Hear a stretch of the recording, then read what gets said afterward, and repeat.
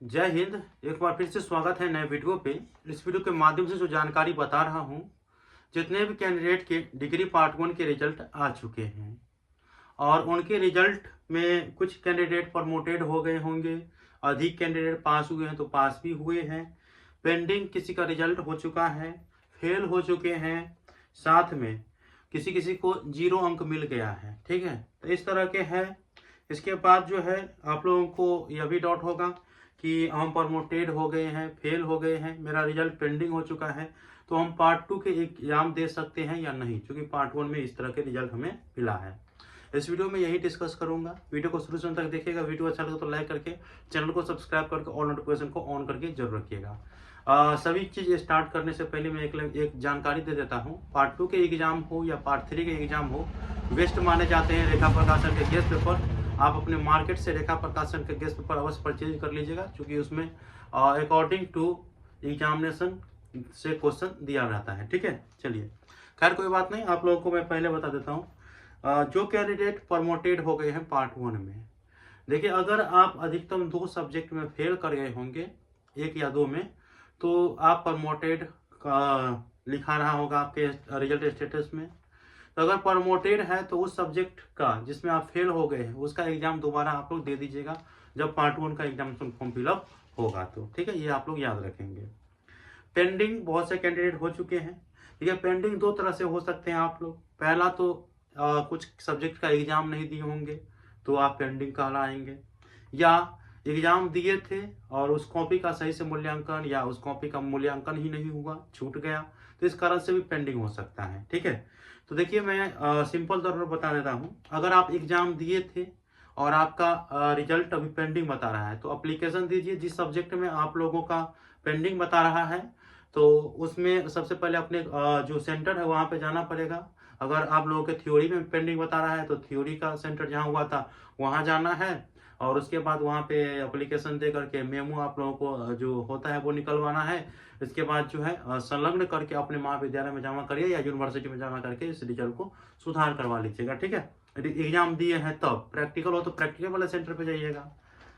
अगर आप लोग एग्जाम नहीं दिए हैं उस सब्जेक्ट का और पेंडिंग हो गया है, तो आपको पता ही है कि एग्जाम नहीं दिए हैं, तब आप लोगों को जाना है और जब एग्जामिनेशन फॉर्म फिलअप होगा तब आप लोगों को एग्जामिनेशन फॉर्म फिलअप कर देना है। तो आप लोगों को ये घबराना नहीं है कि अगर हमारा रिजल्ट पेंडिंग है और पास या प्रमोटेड नहीं लिखा रहा है, तो अगर आपका रिजल्ट पेंडिंग है ना, तो पर भी आप पार्ट 2 के एडमिशन करा सकते हैं पार्ट 2 में, और पार्ट 2 के एग्जाम भी दे सकते हैं, कोई दिक्कत नहीं। पहले आप पेंडिंग सुधार करवा लीजिएगा, उसके बाद आप लोगों का रिजल्ट पास या प्रमोटेड दिखाएगा। तो ये आप लोग याद रखेंगे। फेल कैंडिडेट क्या करेंगे? देखिए, आप लोग पार्ट 2 में एडमिशन नहीं ले पाएंगे। एडमिशन तो हो जाता है लेकिन एग्जाम फॉर्म भर नहीं पाएंगे जब तक आपका पार्ट 1 क्लियर नहीं होता है तब तक। ठीक है, तो ये आप याद रखेंगे, दोबारा आप लोगों को पार्ट 1 का एग्जाम देना पड़ेगा।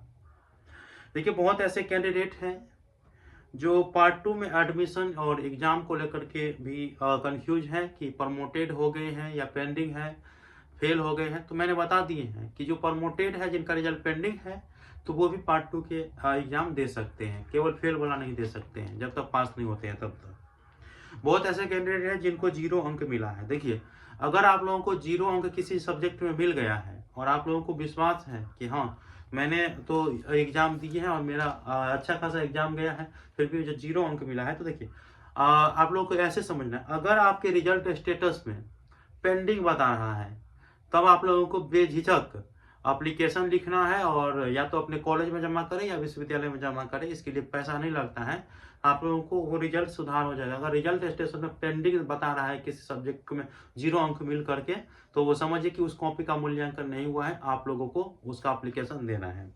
अगर रिजल्ट स्टेटस में पेंडिंग के बदले प्रमोटेड बता रहा है, तो आप लोगों को यह समझ कर चलना है कि सच में उस सब्जेक्ट में मुझे 0 अंक मिला है।